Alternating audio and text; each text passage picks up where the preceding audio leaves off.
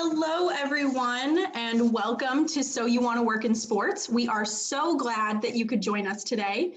We're excited to share today's panel with you as a celebration of Women's History Month. Today's panel of industry leaders will be talking about their experiences as women in the sports industry. We'll be talking about how they got their start, hearing about the challenges they've overcome, and celebrating some of the successes that they've had along the way. Thank you all so much for being a part of this important conversation. As a reminder, today's webinar is being recorded and will be posted to the DePaul Athletics YouTube channel at a later date. My name is Jessica Lay. I am a double demon, currently in the MBA program through DePaul's CalStat Graduate School of Business. I'm the graduate assistant for DePaul Athletics Marketing and on the advisory team for our Blue Crew. I finished my time as an undergrad at DePaul in 2019 and graduated with a degree in political science, which goes to show that anyone can work in sports with the right attitude and the right skill set behind them. I've been lucky enough to work under the leadership of some incredible women here at DePaul Athletics and have learned so much from a department that truly values growth, change, and the support of women as students, professionals, and as student athletes. DePaul students, one of our amazing Blue Crew leaders, Ali Filichikia, will be raffling off some prizes at the end of today's session, so please submit your name and student ID number to the Q&A function now for a chance to win. You will have to be live in attendance to get your prize, and reminder that this raffle is only for DePaul students, and we'll be verifying your information prior to mailing out the prize pack. Today's lucky raffle winner will be sent an exclusive prize bundle of DePaul swag provided by the DePaul Athletics marketing team. Please submit your information now, and we will announce our winner after our conversation with the panelists. We will also be opening time towards the end of the panel to answer audience questions, so please submit your questions via the Q&A function throughout our conversation. As a reminder, we ask that you keep your questions both respectful and career focused, and we will get to as many of the audience submissions as possible before the end of today's webinar. We will also be giving you information on how to follow along with our panelists after today's session if you'd like to see what amazing things they're up to outside of our conversation. Without further ado, I would like to introduce you to our panel, followed by today's moderators. Anna Martin is currently a Director of Global Communications for Nike, having worked with Nike for the past 3 years. Prior to her role with Nike, Anna worked her way up through 3 promotions with Game 7 Marketing, a strategy, creative, and marketing agency with a focus on culture and its abilities to break barriers in the industry. After graduating from DePaul, Anna spent time in Iceland as a professional basketball player. Anna's collegiate career is one of note. Being injured most of her senior year, she still rounded out her time at DePaul with 1,756 career points, ranking 6th on DePaul's all-time scoring list. She also reached double-digit scoring in 70% of her career games. Anna earned a wide array of awards in her time as an athlete, including the WBCA Honorable Mention All-American, DePaul's Maggie Dixon Captain's Award, American Eagle Scholar Athlete of the Year Award, and was awarded 10 career Big East Weekly Honor Roll accolades. She graduated cum laude from DePaul's Driehaus College of Business with a degree in marketing and a focus in management. Marie Zydek is the head volleyball coach for DePaul University. Coach Zydek is entering her 3rd season as head coach for the Blue Demons. Since taking the lead, Zydek's teams have recorded the 2nd highest winning percentage since joining the Big East and have earned the Big East Team Academic Excellence Award and the USMC AVCA Team Academic Award. In 2020, the Blue Demons reeled in a highly touted recruiting class recognized in the honorable mention category by prepvolleyball.com. Marie played volleyball for Northern Illinois University and graduated with a kinesiology degree. She completed her master's degree in exercise and sports science at Oregon State in 2010. Zydek is also a certified strength and conditioning coach by the NSCA. Zydek was named a 30 under 30 award winner by the AVCA and has served as a conference representative and publications director for assistant coaches in each of her previous stops in the Big East, Mid-American Conference, and West Coast Conference. Samantha Dodd is currently a staff accountant for ASM Global with Allegiant Stadium. Prior to her time with ASM, Sam worked with the Stanford Athletics Department as an athletic accounting associate, where she was then promoted to assistant director of finance and administration. During her undergraduate career, Sam was a leader for DePaul softball. She marked 210 career hits, 9 home runs, and 88 RBI. In her senior season, Dodd started all 53 contests and led the Blue Demons at the plate with 67 hits and a .379 hitting percentage. Dodd was a 3-time All-Big East honoree and earned first team distinction in her senior season. Sam is a double demon, having earned both her bachelor's degree in business management and her MBA in sports management from DePaul. Val Ackerman has been the commissioner of the Big East Conference since 2013. She is the former president of USA Basketball, which oversees the men's and women's Olympic teams, and was the founding president of the WNBA. She has held leadership roles on a variety of levels, including in the collegiate, professional, national, and international spheres.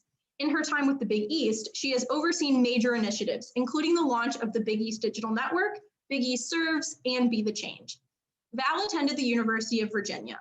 Not only was she one of the school's first female student athlete scholarship recipients, she was also a 4-year starter, 3-time captain, and 2-time academic All-American for the women's basketball team.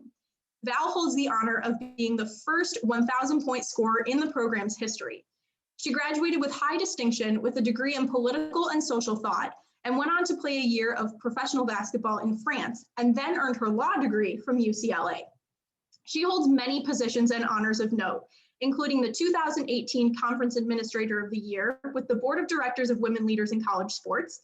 She was a member of the inaugural ESPNW Advisory Board, and she received the Women's Sports Foundation's Billie Jean King Contribution Award for her work in the development and advancement of women's sports. We're so excited for our conversation with these amazing panelists today. Today's webinar will be moderated by myself and Isabelle Ingram, a current DePaul student athlete. I'll hand it over to Isabelle to introduce herself. Hi guys, my name is Isabelle. I am on the DePaul track and field team. I am currently a junior studying political science. I'm also an advocate on the DePaul Athletics Diversity, Equity, and Inclusion Committee under the Education Subcommittee. I recently worked on the Women of Color in Sports panel, and I am just so excited to be here during Women History Month. So today I'm going to start us off with a question I want each of us to answer, and it's just a background. Tell us about your background. Where did you go to school? What did your story and your start to your career look like? Sam, can we start with you? Yeah, of course. Well, school, I am a double demon, so shout out to all the blue demons. So absolutely grateful to have an opportunity to go to DePaul and get 2 degrees from there. But my story actually started on the 2nd level of the athletic department in the business office. Had a summer job in my sophomore year of college. Needed to find a place to do some work, and Carolyn Lewis in the athletic department said, hey, why don't you come help me out in finance? Something that just kind of fell into my lap, and ended up continuing to work there throughout my college career, and just really found a love for finance and seeing all the ins and outs behind college athletics and all the things that it takes to actually run a program and run facilities and things of that nature. So I started right where a lot of people on this call started, right in the athletic department, and it's taken me far.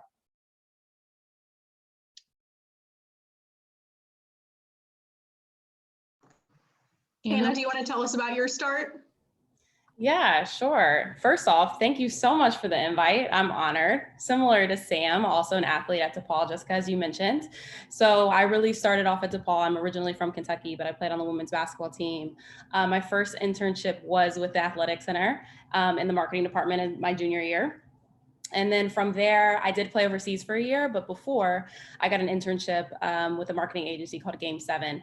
So Game 7 did experiences in the city with grassroots programs, with Nike, with different brands. I really started off there and then played overseas. And once I came back, I started working for that same agency.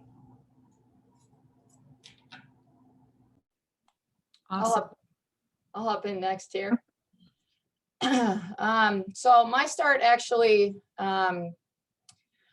got its way with your first team in life is your family.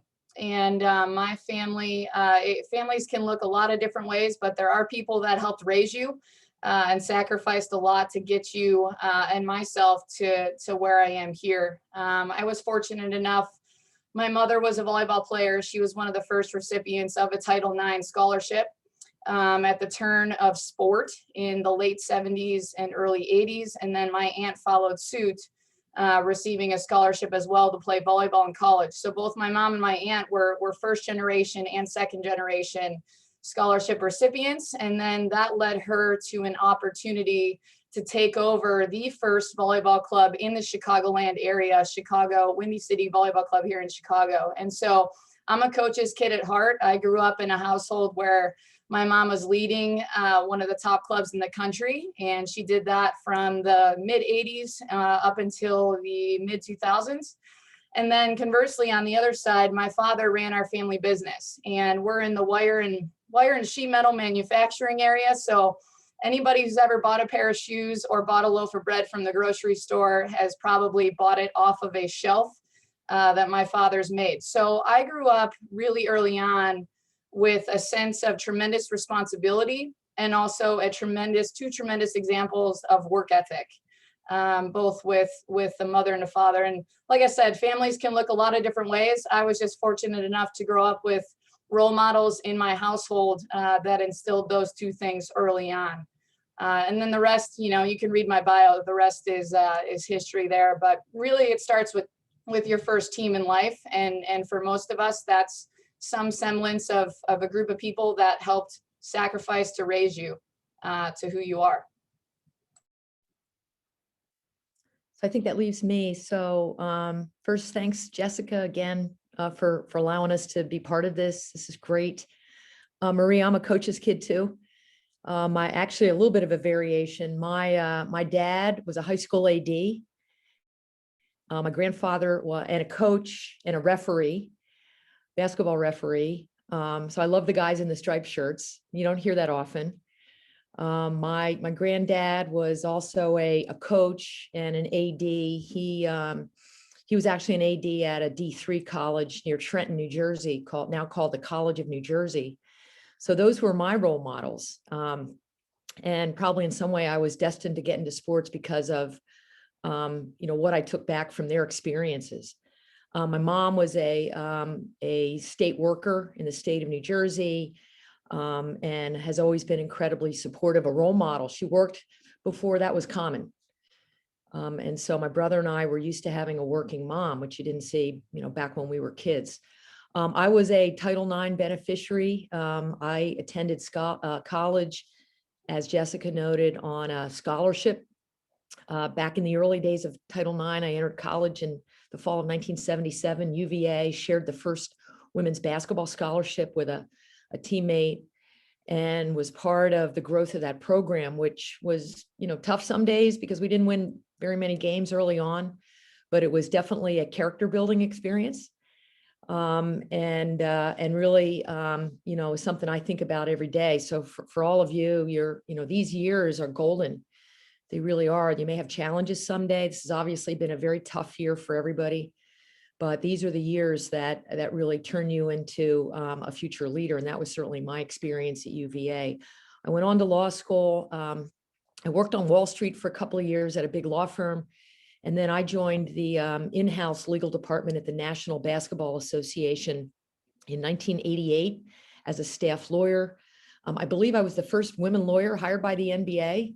And there were, frankly, not many women to look up to when I started out at the league. My mentors were all men. Fortunately, they took a shine to me, opened doors for me, invited me to meetings, got me on boards. And I spent 16 years at the NBA, first on the men's side in a variety of roles. And then, as Jessica noted, in 1997, we launched the WNBA, and I served as the first president and held that role for 8 years.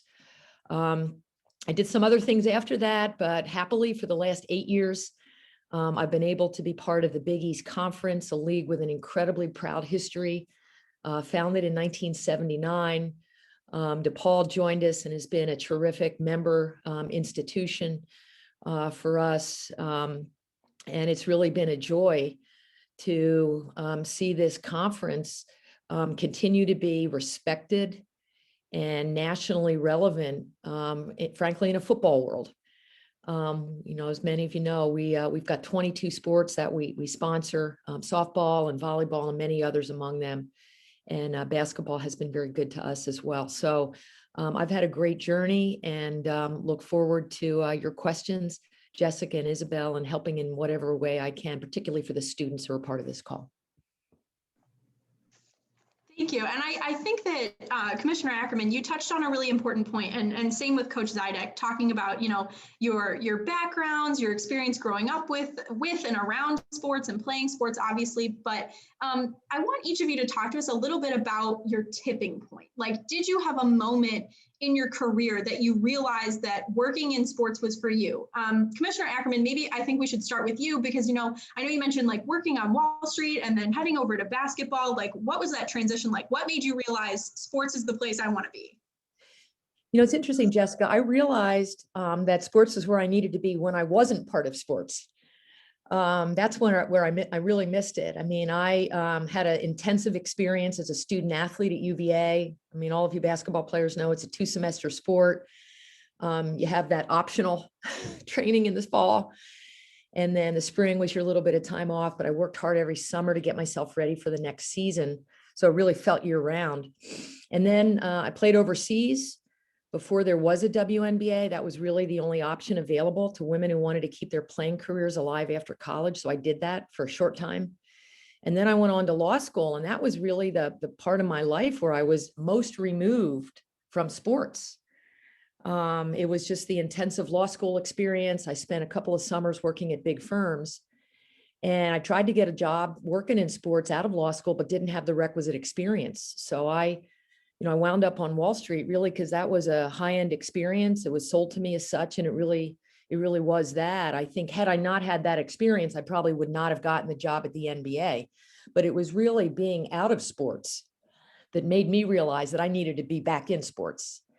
And I was very fortunate that that happened. I think the combination of my having played basketball, having gone to a good law school, having had that interlude working for a big firm, helped me when the NBA job became available. I was in a 4-person department at that time, led by Gary Bettman, general counsel of the NBA, now commissioner of the National Hockey League. And they were looking for a young lawyer, and I had the experience they were looking for. And importantly, I had good references. And so for anybody listening, know that whatever job experience you have, it's setting the stage for your next job. So you want to make sure you're impressing and having good relationships with whatever employers you have along the way, because it's very likely that your future employer is going to be calling back to them for the character check and, is this a hard worker, et cetera.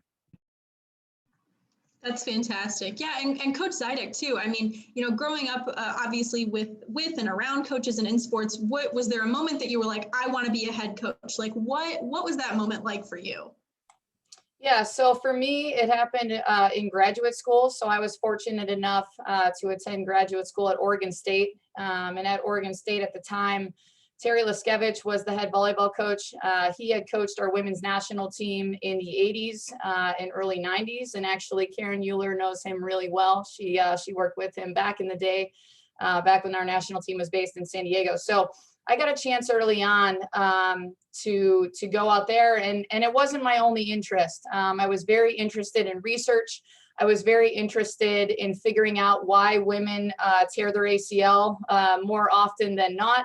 And I was a little bit of a research nerd in terms of physical activity, movement, and the strong connection that women have to their bodies through sport. And there's a big valuable piece there that even just providing access to kids in this country to have a chance to move and to do physical activity, especially for women, is tremendously empowering at a very young age. And I experienced that for myself.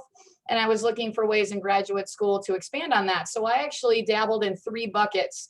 The first I already mentioned, working for the volleyball program and for Terry. I worked as a GA for that program. And then second, I worked as a researcher on campus in the motor control lab, and I did collaborative work with the biomechanics lab and the muscle physiology lab and also the bone lab. So I was a little bit deep dive into the science side.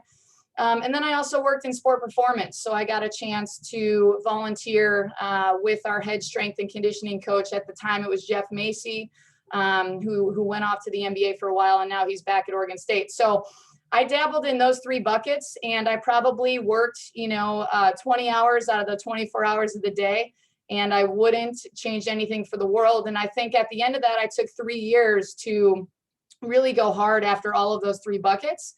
And then at the end of those 3 years, I woke up thinking, okay, what am I most looking forward to today? What's on my mind all day? And I couldn't get back to the volleyball gym fast enough. And I enjoyed the research lab. I enjoyed sport performance. I enjoyed all those things. If I wasn't coaching, I would for sure be in one of those industries. But for me, it was, how can I use sport to empower young women to become extraordinary leaders in our world? And I just couldn't get back to the volleyball gym fast enough. So for me, it was just the honest assessment of looking myself in the mirror and going, hey, after 3 years, I'm dying to keep this volleyball thing going. Yeah, and I'm really hearing that echo of, you know, being away from it and wanting to come back to it. So Anna and Sam, what about you? I know obviously, you know, you were all former student athletes and working Nike, obviously perfectly integrated with sports. You know, Sam, I know you had experience at Stanford. Like, what was that moment for you, either of you, where you decided that you wanted to stay in something related to sports? Yeah, I think for me, I mean, sports have always been such a huge part of my life. Obviously, I played basketball, but I played soccer and flag football and other things growing up. So I just had this innate passion from an early age of love for it. And then I think it was really going to DePaul. And I mean, I know we'll get into this too, of like what a remarkable place and resources and people are available there, with my internship with the marketing department, as an athlete, and the coaches that I was around, and the community that like DePaul offered, even my business professors. So being in marketing, being in the business school, going down to Jackson, downtown Chicago, you know, seeing all of the different options really kind of like opened my eyes to all the things that you can do in the sports lane, all the things outside of the game, outside of maybe broadcasting and being a trainer, and the things that I only saw when I first came in of there's just so much more opportunities. So that's probably, it wasn't until those marketing classes and management, and like I said, my internship, that I knew I wanted to be in sports, and that's really where my passions lie. For me, honestly, I was probably one of those student athletes who, you know, towards my senior year of college, you know, really scared of that transition of what am I going to do after I graduated. You know, my whole life, this last 4 years has just been about softball, the grind, you know, being successful in that athletic environment. And I was really worried about what I was going to do next. My plan initially was to go play professional. And I thought that that would be my path. And, you know, working in the business office as an undergrad, and then having the opportunity for someone else as a woman, Carolyn Lewis, in the business office, to give me an opportunity to say, hey, if you don't want to go down that path, you can go back to school and you can work in the business office as a GA, and I'll really give you the opportunity to see all the things that happen in finance and how all this money moves around. And for me at that point, it was kind of a light bulb, because I wanted to find a way for myself personally to give back to all the things that had been given to me when I was a student athlete.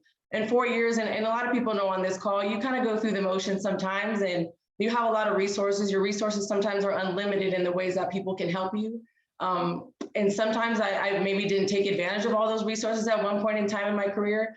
But for me, finance was a gateway to have an appreciation and a calling for all the things that had been done for me. I got to see how people traveled and how money was utilized, how something as simple as per diem was utilized to pay for my meals every day, flights and things like that, and how important that like donors and development and things like that go into running an athletic department.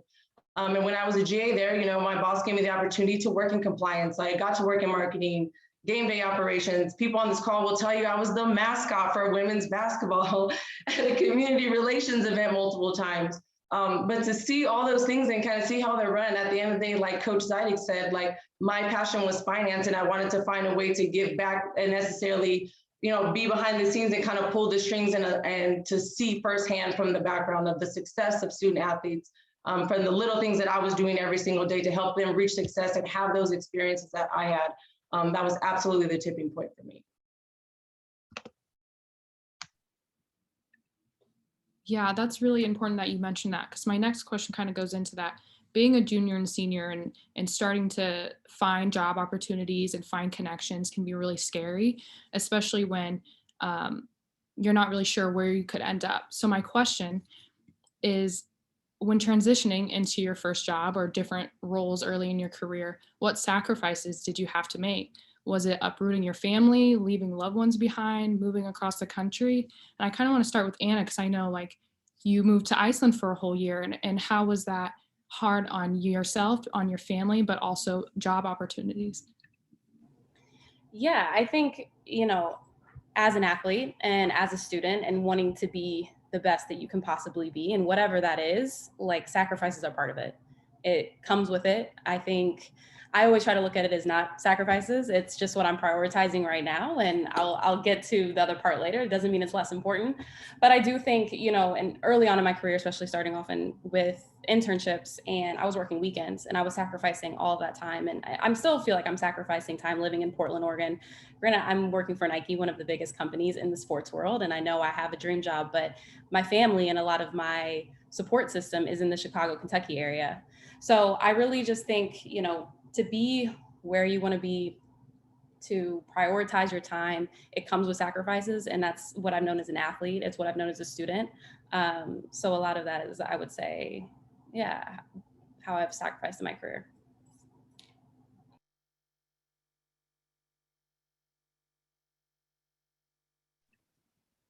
So I'll jump in here on this one.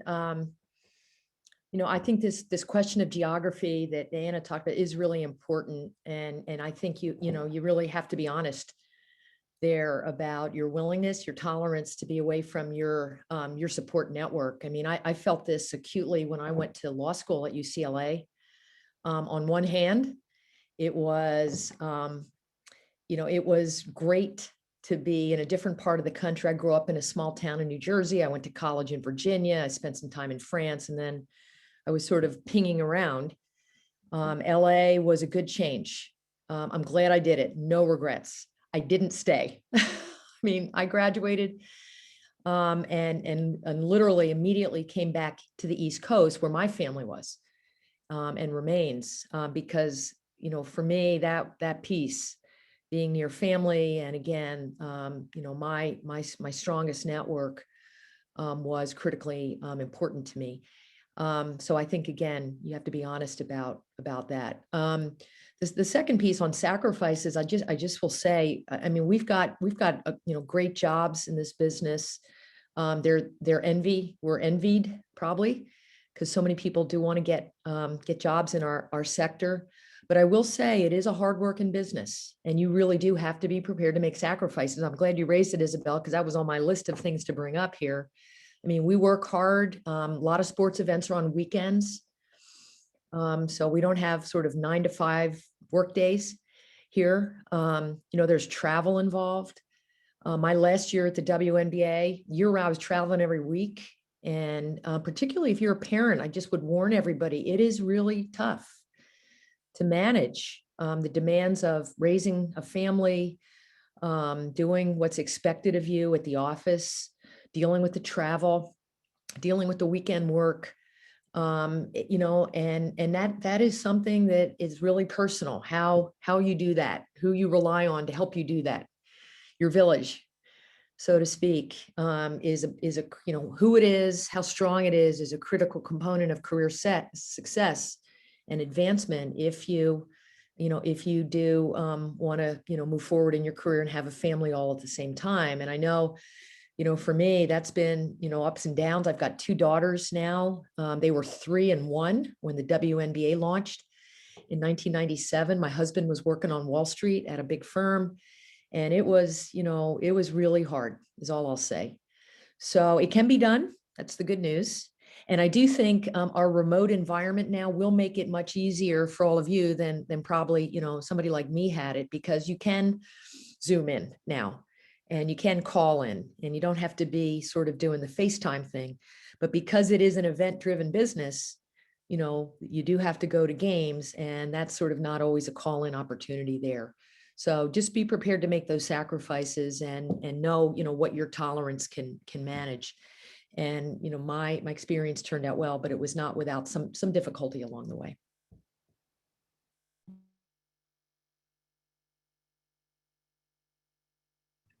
Yeah, thank you for that. I definitely think that goes into another question I had involving family and knowing that you have to make some sacrifices and for how long. But another part of that is, how do your coworkers support you in that as you're leaving your family behind, support you as a woman and a mom in the workforce and in the workspace? Does anyone have any stories about how you felt supported, or how you struggled with being supported when you're away from your family for so long? I think Val, so I'm 30 weeks pregnant right now. So ask me in a couple months and I'll tell you. But I'll share a little bit about just before. So, in my mid 20s and early 30s, I was married to the job.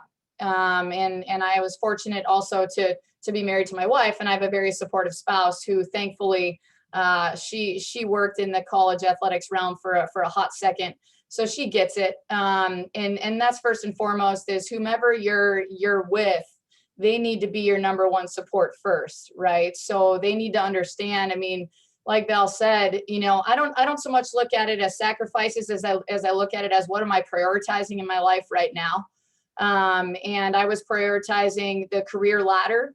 And so we decided early on that kids were not going to happen for a little bit because I have limitations. I knew I was going to be a little bit more married to my career, and I didn't have enough space at the time in my mid 20s and early 30s to add another thing to that bucket. And that's the honest look that I had to take a look at myself in the mirror and go, hey, I can't do this. I can only do this. And so being honest with yourself about where you're at. And there are plenty of women that I've worked for who have been able to add family into that bucket. I just was not one of them early on in my career. And so, we waited a little bit longer to start a family. I'm 37 now and I'm 30 weeks pregnant and I'm in good health. Everything's good, but I waited a little bit longer to start because I knew that I was not going to be able to be great at both. And not until I got a little bit more professionalized and mature in my career. And now I'm in a head coaching role, where as an assistant, I moved around the country every 3 to 4 years. So, I chased the jobs that were going to, like Val said, lead to the next job and give me the experience I needed to become exceptional at my field. And at that point in time, a child for me did not fit into that equation. So that being said, when I was looking for head coaching jobs, that then did factor into what jobs that I chose. And that was part of the vetting process. As you get later on in your career, you can be a little bit more choosy with the opportunities that you pick versus when you're 22, you just need to go. You need to jump in the pool, So now I was able to be a little bit more picky. And I identified DePaul as one of the few athletic departments that structurally was set up to support working parents, both female and male. But especially on the female side, there's this cultural sense around here that kids are welcome, and it's a family-based athletic department, and that if you need to pop out to take your kid to daycare or to pick your kid up, again, I'm giving examples. I don't even know what to expect yet. I haven't had the kid, but those types of things, I would see other women in head coaching roles deal with that. And they looked like they were dealing with it successfully. So that was a big drawing factor at why I chose this head coaching job versus some others out there. Is structurally the department was set up to support working mothers. And you have to, again, go through that vetting process on your own there. I think, Coach, you make a lot of really good points there, and especially pointing out, the support that you find at DePaul, and obviously like the juxtaposition of trying to be a mother, trying to find the best in your career. Like we know that obviously there are a lot of successes available for women in sports. You have all found your way in the industry and done some amazing things, but was there ever a point for you that you sort of had a reality check? Because we know that athletics is a male-dominated field. Was there ever a moment that you were like, wow, this is kind of hard? Somebody kind of looked at me weird because I'm a woman, or maybe I didn't feel supported. Did you ever have one of those struggles? And I guess, how did you overcome it too? I guess I'll bounce back to Commissioner Ackerman, because I know you mentioned that you, at one point you didn't necessarily see a ton of people above you, women in leadership. So just sort of tell us, did you ever have one of those reality check moments? Sure. Yes, I had a few along the way. And that was, frankly, it was hard because there weren't sort of women to look up to sort of check to see if I was crazy, that this, there were some bumps on the road here. So to be honest, I did have to kind of, find my way by myself in many respects. But I will say, again, I think that the parenting thing for me was the toughest. I mean, Marie, I was 33 when I had my first two daughters, and then 33 and 35. And that was sort of intentional, just like, with you. I mean, I held off for a while because I was so focused on my career and the time spent there. And, it was the greatest thing that ever happened to me, becoming a mother. My daughters are incredible. They make me cry every day. So you're going to love being a parent, I can tell you. But it was very difficult to be sort of, with child in an office atmosphere where the people I worked for, their wives didn't work. They did not expect me to come back from maternity leave. And so I had a lot to prove, just to demonstrate that I, wanted to be there. I wanted to make it work, and that ended up happening. But it was hard. And I do think workplaces now are much more, we've come a long way. There's been progress here in terms of the mindset of employers. I know for me as an employer, as a manager, I try very hard to accommodate as best I can the people on my staff who have kids. And I do think that the ability to be communicative, if you're in that position, be honest with your boss. If you're having a difficult time, chances are your boss, especially if they see you as a valued employee, will try to make accommodations for you. They don't want to lose you to another job or to no job at all. They would like to make it work, particularly if you bring great value there. But I will say, Jessica, yeah, that was tough for me, but that was then. I do think now we're dealing with a much different work environment. And I do think there are places now where expectant mothers, expectant fathers, parents who have kids, they have places to go and resources that they can seek out. And smart employers are paying attention now and doing their best to accommodate their needs. I think too, to piggyback off what Val said, one thing where we're going in the future is the more, at least in my job, I have a contract. And there are various industries in sports where you are on contract. I think finding ways to work in incentives, traditional incentives or traditional bonuses can sometimes cater more towards stereotypical male things, right? Like country club memberships and things of those nature. I think where we're going as a profession in athletics in general is structurally making it more accessible for women to have some more family-oriented incentives, like maybe a babysitting allowance or childcare on the road, or some type of, where you can kind of structure in. I don't play golf. I should, I'm told there are a lot of business deals that get closed on the golf course. I'm just worried about injuring whoever I'm next to at that point in time. But so I hope that in the future, contracts can be situated where instead of being systematically set up for more male dominant roles, that there are more, female family friendly things that come into contracts with coaches. And I'd be curious to hear from Anna and Sam if their industry experiences any of that. But there are gender norms still at bay. So while there are improvements going on, there are gender norms and gender roles that are still happening. For example, in the volleyball world, the females are typically looked at as the more organized, the more connected with the players. Those more roles are more afforded to females, and males get the technology, the coaching roles, all that stuff. And so early on, you talked about tipping point, Jessica, a long time ago. Early on, I figured that out. I figured that out in graduate school, that if I wanted to get hired, I actually had to be good at both roles, or else I was going to be severely limiting myself, So I got really good at technology. I got really good at predicting that volleyball was going more data driven. Back in 2007, all sports were going more data driven. And so I got really good at technology, even though that was not my background, and I got really good at implementing it. And so when I was approached for jobs, I was the female. So I was stereotypically more looked at to have a better connection with the players. But I also had all of the gender roles that typically got assigned to males. So I have like two people in one. You can't not hire me. You got to pay me one salary, right? So I found my ways to make myself more marketable. But to piggyback off of what Val said, I hope we go into the future where contracts and structurally companies and systems are set up to acknowledge the differing needs of people. So I'd be curious to hear from Anna and Sam if they have experienced any of that. Yeah, especially on, the business side of things, looking, maybe not necessarily working directly for a team. What have you seen?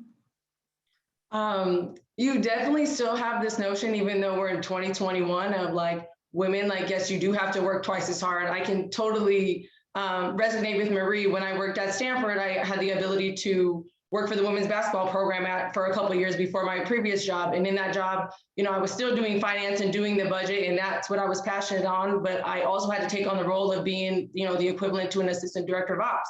I had never done any operations experience in the last 3 years at my job prior to that point. But, I got to work for the legend Tara Vanderveer, and to be around a bunch of women who were literally the embodiment of what women's empowerment is in women's basketball and in sports in general. You get that notion of they had to do 3 or 4 different things just to be profitable to the next stage. So I think that I really, they instilled that in me to like, hey, I need to know a bunch of different things in order to make myself more marketable moving forward. And, then ultimately helps me in my new job at Allegiant Stadium, because there's, it's very brand new. There's a lot of things that are going on and things that I haven't seen before that I'm not used to. But being a woman and grinding it out in that industry, maybe when a lot of people, you had times where people tell you no, or maybe you think that you're ready to strike the iron on something moving forward. And, I look at it, if you hear no as a woman, you're just delayed. You're not denied any opportunity. I'm not going to go in here and feel like I'm denied any opportunity, because I know I have the work ethic and the things to work around that. But some of it is a reality check of going back to the drawing board once in a while and self-reflecting of like, hey, where am I? Am I ready to take this next step? Maybe there's something else I do need to learn. And I think it's really important just for anyone in general trying to move up in sports, is that you have to master what you're doing now.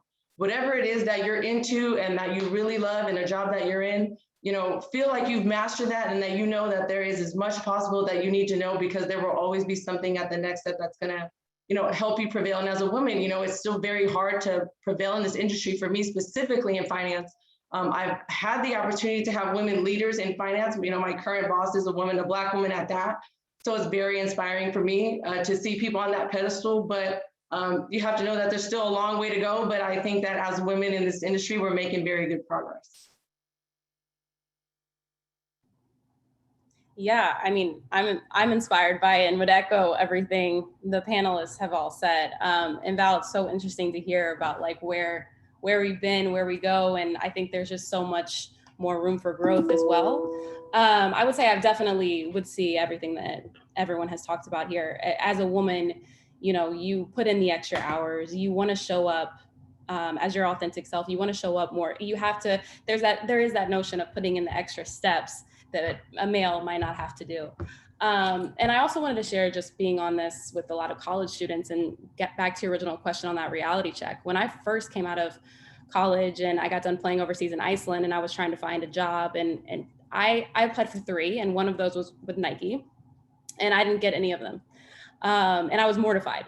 I had told everyone about him. I had connected with so many different people. I had so many different mentors. Alicia Pope on this call, who's in marketing, was helping me out. Coach Bruno. I mean, I told my family, I told everyone about it. And there was no way that I wasn't going to get these jobs, I thought, based on being a student athlete, my network, and I didn't get any of them. So I would say, back to the reality check, I got that right on of like, I don't have the experience that I need in the business world yet. I don't have some of those criterias and different things. And honestly, being a woman as well, of like, what do I need to learn? Where do I need to go the extra mile so I can get where I want to be? Yeah, absolutely. I think you all mentioned a lot of really important points.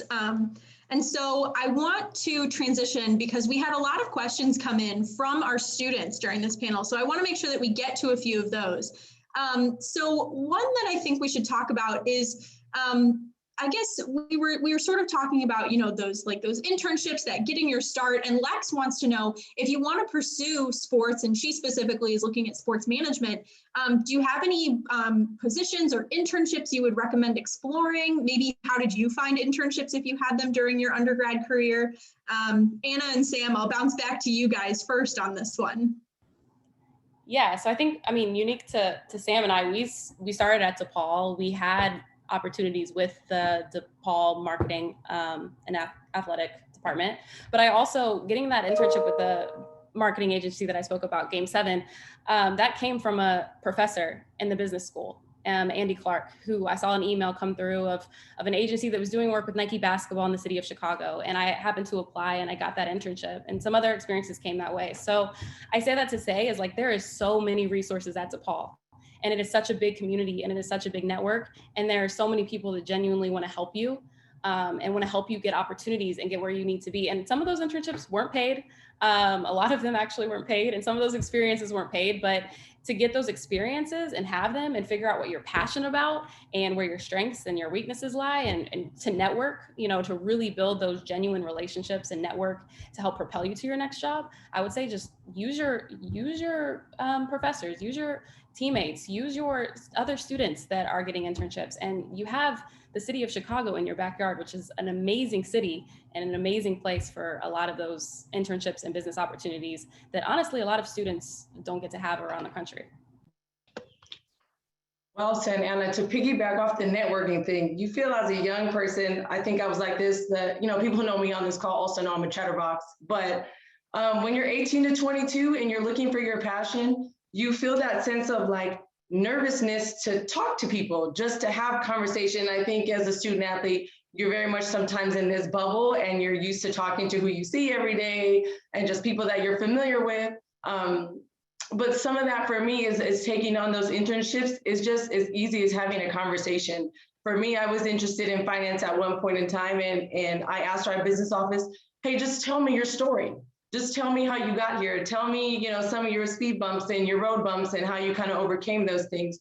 Because you guys will be surprised that there's people out there, especially women, you know, this being the women's sports panel, is we are here to service people and women who are coming up, anyone who's coming up. So if you ask people their story, they're going to tell you, and they're going to be more than happy to have a conversation with you. I'm sure Val and Coach and Anna, you guys probably get these questions all the time, and you're more than happy to tell people your story because, you know, you were there, you understand what that experience was like. So, you know, don't be afraid to network. I also had Andy Clark's class for sports management in my MBA program, and we got to go to, you know, the United Center. We seen US Soccer. We went to Soldier Field. And just kind of seeing those things and DePaul having those things hand on to say, hey, these are people who started out just like how I started out. And if they can do it, why can't I do it either? But networking is absolutely the key. You cannot be afraid to get out of your bubble. I know it's scary. We all just want to stay there and be comfort and be in our comfort zone.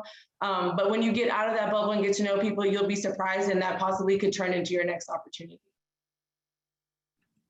Awesome. Okay, we have another question coming in. How did you transfer skills, education, professional experience in non-sport professions back into the sports industry? I know Commissioner Ackerman talked about how she was a lawyer and then went back to sports. Could you start us off? Yeah, sure. I mean, I would actually add on to Sam and Anna's comments by saying, if you don't get that sports job right out of college, don't worry. I mean, it's a big world. You've got a long runway, and frankly, something else might be interesting,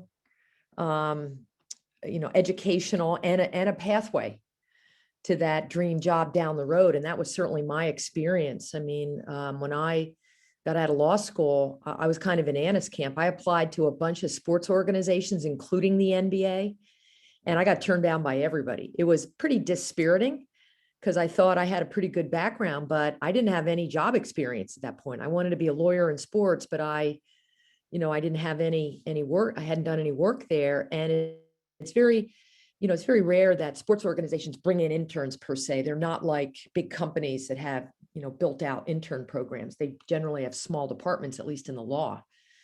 And so the advice that I got from my kitchen cabinet at the time, and you all have your kitchen cabinets, was, look, if you want to be a lawyer in the sports world, go off and be a lawyer somewhere. Just get a good law job, be a clerk, work at a big firm, get some legal experience under your belt, and don't worry about the sports part. That can come later.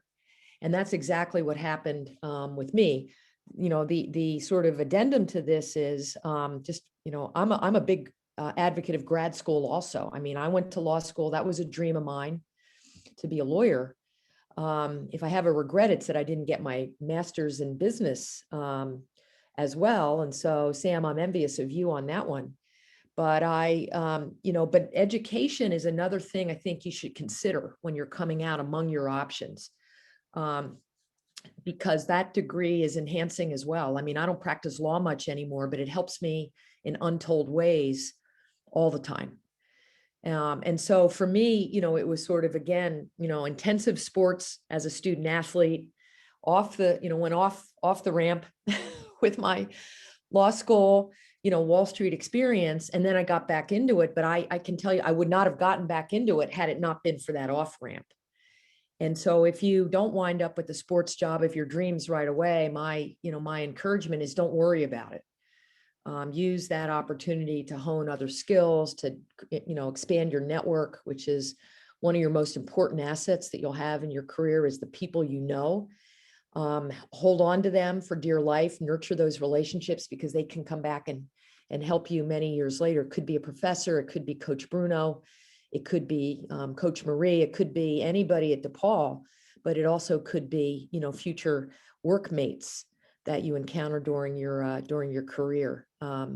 So again, don't worry if it's not sports right away. It can be there down the road for you if it's not there at the beginning. I just want to ask one more question. We've got time for one more really quick one. So I'm going to ask each of you in 15 seconds or less.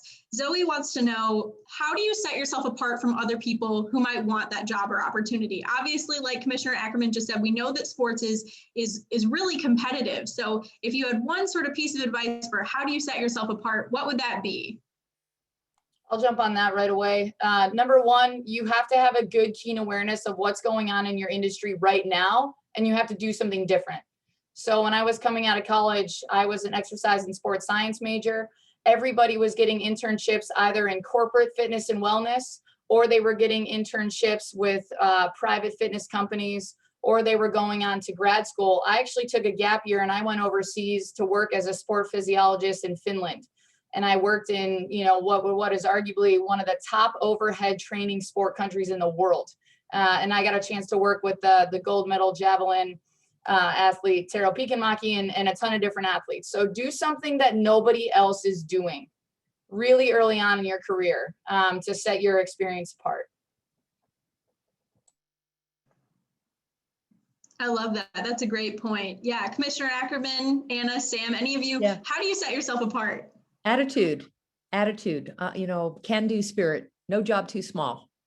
Attitude will determine your altitude, as I've heard that expression before, and I really believe it, especially at a junior level in your career. You want to make it clear to your employer that no matter what it takes, you'll do any job, big or small.